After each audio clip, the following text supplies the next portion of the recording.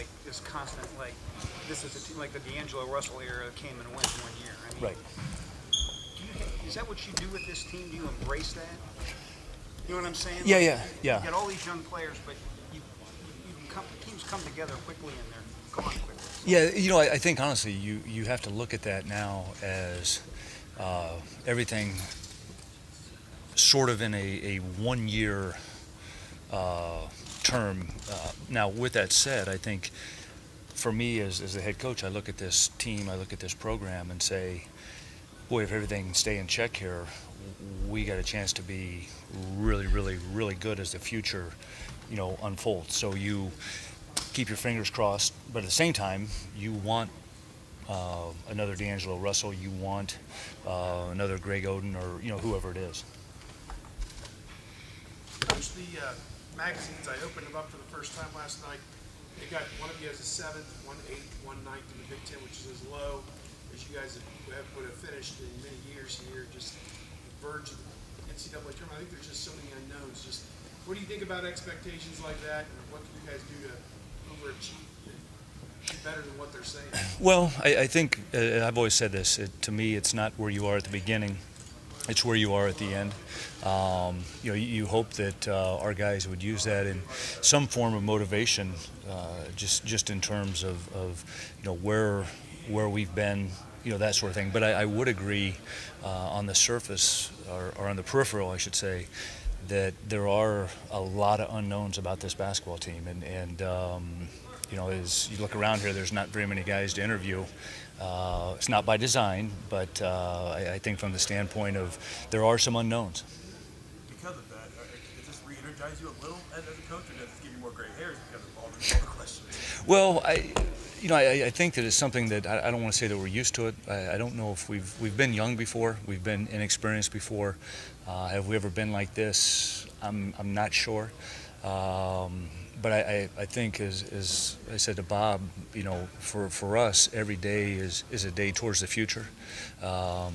Every day is going to be growth for this basketball team, both offensively, defensively, all those things, with, you know, ultimately the big picture in mind. I think that there's a lot of guys on this team that can play the game of basketball. You know, where is their knowledge in terms of what it takes to play at this level?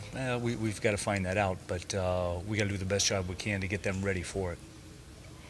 How much do you look at a guy like Mark and you're maybe a few more games than the other guys? How much do you look at him for leadership in a year like this? Well, I think that most definitely we point to a guy like Mark, and you know, just in team discussions that we've had, you know, they've kind of pointed to Mark, they've kind of pointed to Jay Sean in terms of guys to look up to, or whatever it be, just because they have been. Mark's been in the program the longest. Jay Sean was a starter, all Big Ten freshman team, that sort of thing. So, you know, in my mind, those two guys have got to do a good job. I think the biggest thing they have to do, both of them, is get comfortable in that position, embrace it, because anytime that you're going to ask more from your teammates, you got to ask more from yourself, and they have to embrace that. Is that something that you try to work on with them in practice? Do you just hope that they pick that up as the season goes on? No, we have to work on it. I think we have to show them, just in terms of the right times, the right approach, of how to talk to guys, what to say, what not to say. You know, they got to be the first ones in the gym every day. They've got to set the tone in that regard. Oops. It happens to me all the time. But I think that's what this basketball team is going to need, because you've got a lot of guys that are looking for direction. They're looking for you know, just guidance in terms of how to do things, and those two can do that. You saw what happened to D'Angelo and the way he exploded. He wasn't supposed to be that guy who was all of a sudden a top 5 NBA draft pick. Does that make you more aware when you bring in all these? I mean, do you look at these guys maybe a little differently now, thinking, Yeah. this, you know? I think you do. No question you do. You know, a guy makes a great play, and it's like, oh boy, here we go again. And But I say that I think you guys know this about me. After 12 years now, we ultimately want what's best for the kid. But I do. You know, watching him last year at the beginning of practice, kind of scratching my head, saying, hey, he's a little bit unique. He's a little bit different in terms of what he's capable of doing. Nowadays, you have to be aware of that. We talk about in staff meetings. Is there anybody we think we might lose? Let's see, you know, that sort of thing. So yeah, the answer is definitely yes. Do you think you have a one and done, Dad? You know, I don't know yet. We're not there yet. I mean, if you'd asked me at this day last year, I wouldn't have not. I would have said no. But don't know yet. Give me 3 weeks and probably be able to answer a little bit better. And that's something that he's got to grow into, because you know, a lot of times you tell these guys, hey, you got to talk, but they say, I don't know what to say, and we have to provide that for them. Is that a little weird from you have to get that from a true freshman? I mean, obviously D'Angelo was different last year, but like AJ, I mean, guys like Mark and Jay Sean, they've been here for a year or 2 years now. So. You know, it is a little bit different, but by the same token, I think that I'm excited because the only way we can go is up. In terms of those guys getting better every day, getting more comfortable with what we're asking them to do. What kind of players Trevor Thompson get? Well, you know, Trevor is a very athletic big man for his size. He's got great footwork around the basket. He's probably more skilled than Trey or Amiri we had last year. You know, Jared was probably the ultimate skilled big guy that we've ever had here. But yeah, I think this Trevor's been kind of chomping at the bit to get in here and make an impact. You know, he's been in the program for a year. He's had a chance to learn. He's had a chance to see the ups and downs of college basketball from Ohio State's eyes. And I know he's excited to play. You know, like I said, he can move. He goes up and gets balls, blocks shots above the rim. You know, those types of things. Can you run offense through the post with him, or is he more of a offensive putback? No, you know, I think that he has the ability to do that, and that's something we've talked about. Is, you know, every great offense is able to score the ball down low, and you know, and we pointed out to him, hey, I can post Mark, I can post Jay Sean, I can post Jaquan, I can post Kata. Kata is really improved in that area, but those guys can do some other things. We need some productivity down there. Does that? You didn't do that as much the past couple of years. Right. What does that do? Does that make everything else run a little more smoothly if you're getting some inside out? I mean, how would that help the team if you can do that with a 7-footer? Well, it's ironic. It was brought up in a staff meeting today, and we were talking about the year we led a few years ago, we led the nation in three-point field goal percentage. And one of the coaches said, well, we also had the best big man in the country that could pass, score, get to the foul line. That definitely opened up a lot of things. So to answer the question, that makes your offense a heck of a lot better when you've got the ability. They have to respect the post, and you know, they've got to help when the ball goes in there and try to dig it out, and it opens things up. And not that we have to compare Trevor to Jared Sullinger, but can he pass? Does he have that offensive awareness? Is that still a work in progress? We got to get Trevor to be more simple. He is kind of a swing for the fence type of guy with his passes and wants to be Sports Center, but we're working on that. You know, a no look and a look at a guy as long as we score. But we're getting better. But I love that he's got the feel that he can do it, or he thinks he can do it. Yeah. Speaking of passing, Cam called Mickey one of the best passers he's ever played with. Having played with D'Angelo last year, it's obviously high praise. How do you feel like he fits into everything Mickey that is, and he seems like a pretty versatile guy? Yeah, Mickey is. I love what Mickey brings to the table. He sees the floor, and it's funny. We were working out one day, and one of the keys was ball movement, and sometimes when Mickey catches the ball, he holds maybe for a half second longer than everybody else, but he's sequencing all his looks, which is, you can't teach that. He's seeing the reads, he's seeing the slip, he's seeing the weak side, and like I told guys last year with D'Angelo, I said, hey, look, he can throw passes now. So you're either going to have a Nike tattooed on the side of your head, or you better be ready for it. And Mickey's a lot like that. Jaquan's like that. Jaquan can really pass the ball. That's obviously a point of concern this year, given who you lost with here. I think like 88% of your assists were out the door from last year. How big an emphasis is ball movement for you guys? It's going to be key. I think that that's something until somebody proves themselves that they can kind of hang on to it, as maybe a D'Angelo did last year when we were waiting for the ball screen to take place or whatever. But ball movement is something, because I think we got guys that can shoot it. I think we got guys that can drive it. I think we got guys that can really space the floor. So doing that and getting defense to move from help to close out will be big for us.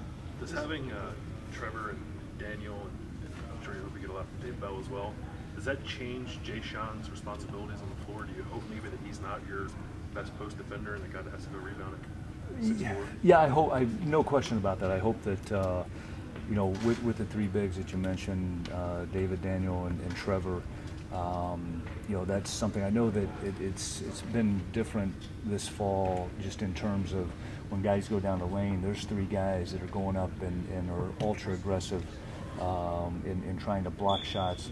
They're ultra aggressive and trying to get to the position to challenge a shot. And you hope that does take a little bit of load off the other guys, and maybe we don't have to dig down as much or whatever it is. It gives them more of an opportunity on the perimeter, maybe to sell out a little more.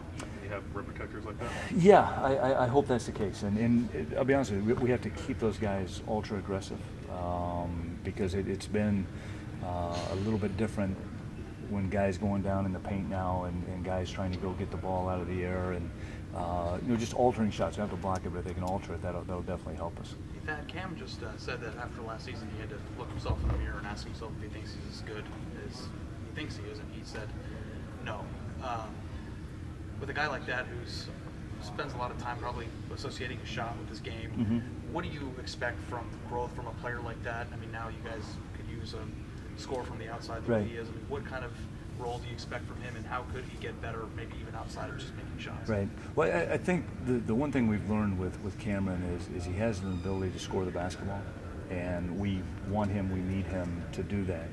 What we don't want is him relying on making shots as the only thing that he can do. He's got one of the best motors of on the team. I mean, he can go. I think that his vocal instincts have gotten better. I think that his overall awareness of playing basketball. Cam's one of those guys that has to learn the offense, but has to learn all the other ways that he can do things throughout the course of the offense to help us. And I think that's hopefully what he was soul searching for this weekend, because he's one of these guys, when he gets going in here, he can rattle off 12 straight points, and you don't even, it's at the blink of an eye. When you obviously you want him to make shots too. If a guy's inconsistent with his shot, maybe outside of just coming in and putting shots up in the gym, how can a guy? I mean, a lot of players have had this over the years, but how does somebody get better just making shots? Well, I think that a lot of it is just mental toughness, and it's obviously working on your shot, but it's identifying what you need to do. What's a good shot? What's a bad shot? As we were talking today, John Diebler, who, when you think about what he accomplished here at Ohio State, is remarkable. And he shot 28% as a freshman. I mean, he couldn't throw it in the ocean at times. And to his credit, he got mentally tougher. He got strong-minded, strong-willed in terms of what his job was, what he needed to do, and he embraced it. John never felt sorry for him if he had felt sorry for himself if he had a bad game. Coach Diebler was right in his rear end after the game to do better, and I think sometimes that's what it takes. Are there any positions that are nailed down, players in positions that are nailed down, or is this wide open for you? I honestly believe it's wide open, and I think from the standpoint, a lot of positions are wide open. I think that we have a lot of different guys that can play a lot of different positions. As we talk with these guys now, you're going to need the ability to learn different positions in terms of the more you know, the more you know, the more you know, the more you're going to play. And I think from the standpoint of being able to move guys in and out, do we ultimately get our best 5 guys on the floor? It could be a disheveled lineup, but those guys are going to have to be able to know what's going on and what they need to do. I want to ask about Jaquan. I apologize if that came up in the 3 minutes I walked over there, but you'd say it was almost a godsend that he fell into your lap on the secondary market after being in Oregon and whatever. Just, I'm sure you guys recruited him, saw him, AAU. What was it that led him here, and how important was it that he ended up here?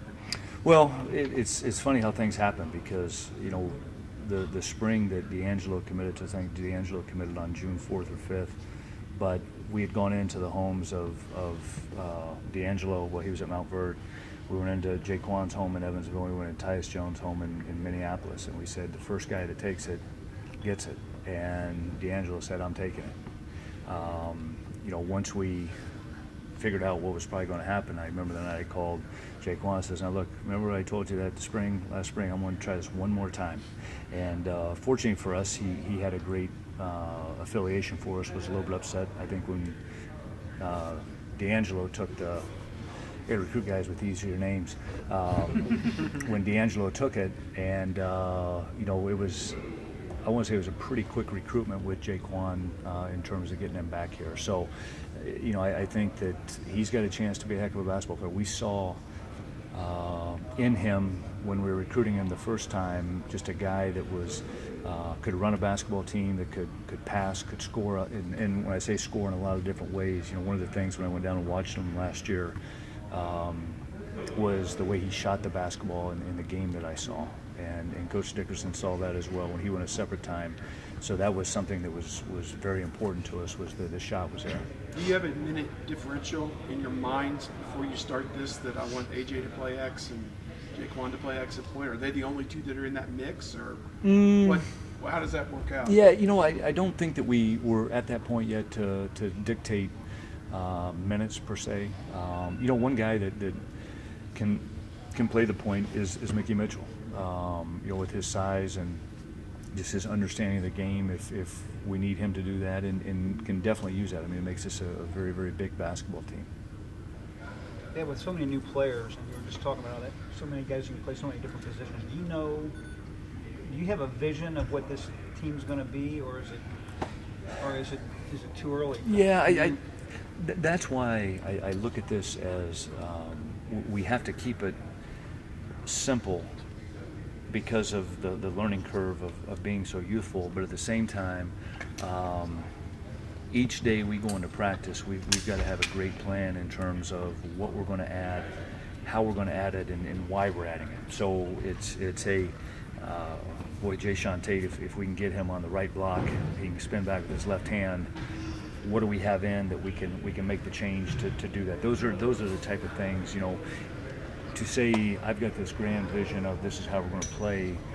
I got one how I wish we were going to play, but I can't say exactly this is how we're going to play on offense. I mean, as you have practices every day, does it kind of guide you? I mean, do you learn every day, like, oh, maybe we're going to be able to do this? Yes. Yeah, no question about that. And I think that's the thing that we're looking at as a staff right now and saying, okay, we've got these actions. We know with what we've seen to this point, which has been, in essence, very minimal, that these things could be good for us. They could be good because this guy can do this guy can do this. This is, not trying to get real technical, but we know that guys can be successful in these positions.